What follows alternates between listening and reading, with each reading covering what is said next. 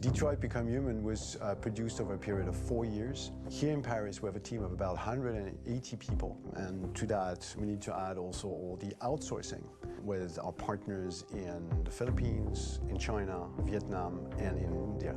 So when we started working on this story, I had to imagine where Kara was built. And for whatever reason, the city of Detroit came very quickly to my mind because it had already an incredible story by itself full of history and themes.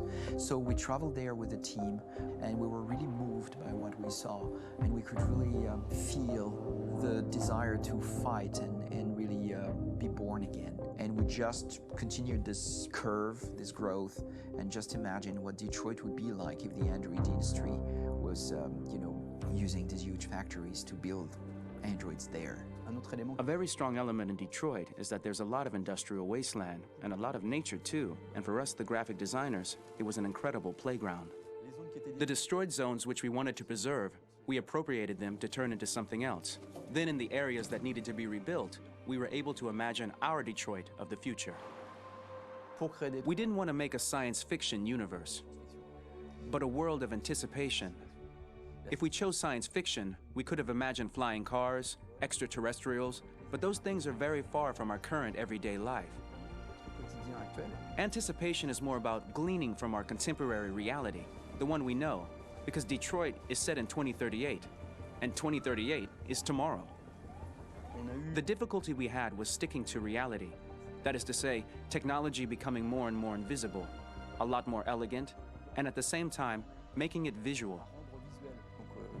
So all the computer equipment, autonomous cars, we simply had to invent. They are in fact very technological objects, but at the same time remain very credible and ingrained in reality. To create a cohesive universe in the fashion and clothing of the human characters in 2038, I didn't want to put an accent on strange shapes, or really vibrant colors, and things we wouldn't know. That I wanted to keep for the androids. The goal was to create something familiar which we can identify with in this future setting.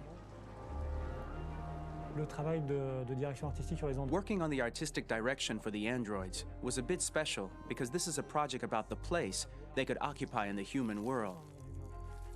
It was out of the question for them to be too beautiful or too perfect. They had to correspond to every social class, rich and poor.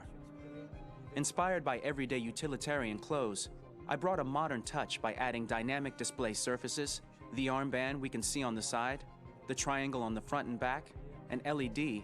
Like that, there's no confusion. Wait. You're just handing an android? All right, ma'am.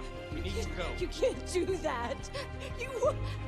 Why aren't you sending a real person? Once we cast the actors, we travel to meet them in order to scan their faces. We record the structure of their face with the scan. And we record the colors and patches of skin with photography. Once we have this information, we will use this as a basis for modeling and creating the characters. The artist will make it more realistic, but will also enrich it. He will propose ideas which we will develop together. Finally, we will have a character with character who corresponds to the project and the world. When the actors come to Quantic Dream, we show them the design, what their image will be, and what they will look like in the game. This extra information gives them another dimension and color to connect with emotionally. It helps them think about how to play their character. Your mission. That's all you care about, huh? You should consult a professional who can help you. Beat it, you hear me? Get the hell out of here! So there are 3 types of shoots at Quantic Dream. Shooting and performance capture, where you capture the whole actor, his voice, his face, and his body. These shoots are obviously done with American actors because the game's original version is in American English. After that, there are the body-only shoots, representing around 250 days of filming, while the performance capture is 100 days of filming. Now, body-only shoots, there are 2 types. There are the action shoots and the technical shoots, which are Moe Kit shoots. Moe Kit is when the player controls a character on the screen, and he moves in an environment to explore it. This is of particular importance at Quantic Dream, and therefore we shoot a lot to offer a unique context for each scene and each character. To prepare a motion capture shoot, we first get together to look at the sets we need, the animations that we want to shoot, which ones need to be grouped together, or which ones need to be cut and shot at another time, so that we get the most out of the shooting day. This often means shooting scenes out of order, especially those with big props or accessories, like a big car, for example. So we shoot all the animations related to that particular prop first.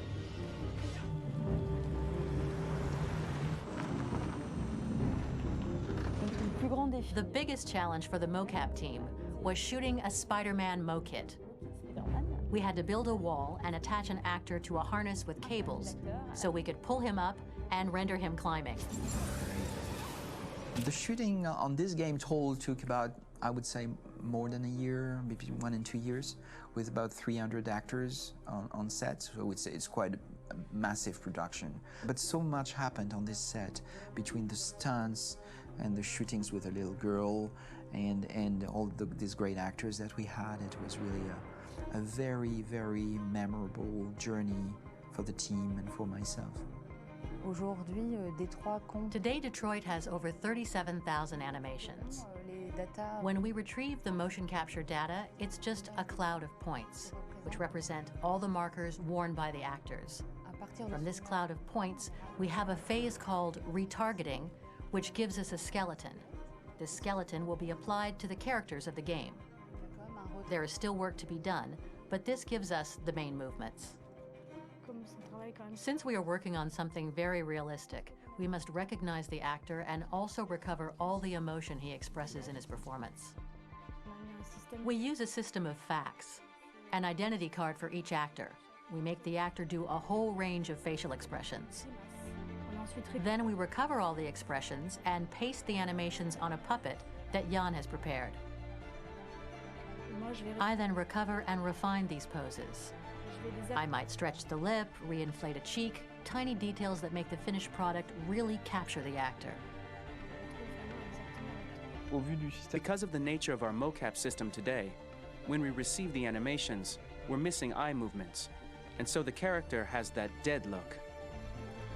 He really has no eyes, so then it's a big part of the work for the animators to find the regard of the actor in relation to his position, in relation to the body, etc. It was crazy when I saw the newest model for Kara, because they've been working on it and working on it, and this was the first time I literally jumped in my seat. It not only looked so much like me, it was the fact that it looked so lifelike. It wasn't that it looked just like it was a camera, it was something else, you know, but it looked alive. It's exciting, and it's kind of terrifying. Game after game, we learned the rules of optics and filming, and our goal with Detroit Become Human was to have cameras that would actually emulate the optics of a real physical camera. So basically dealing with real-world imperfections was our main task, and just to make cameras look as real as we can. Once the animations are shot and processed by the animation department, integrated and polished, we film them. That is to say, we really do a mise en scène, as in cinema. The real difficulty of our job is to know if these cameras are telling us something. Are they in the emotion of the scene? Do they describe exactly what the action must convey, what must be felt? The most important challenge for me was one of the final scenes where Marcus decides to start the revolution and go to the battlefield. Very quickly, we imagined this to be a huge sequence shot. We wanted the feeling of a cameraman running behind us, while showing Marcus, the androids who help him, the person shooting at us, etc. Above all, it was necessary to say to oneself, this scene is very violent but does not glorify war. On the contrary, that war is something improbable and absurd.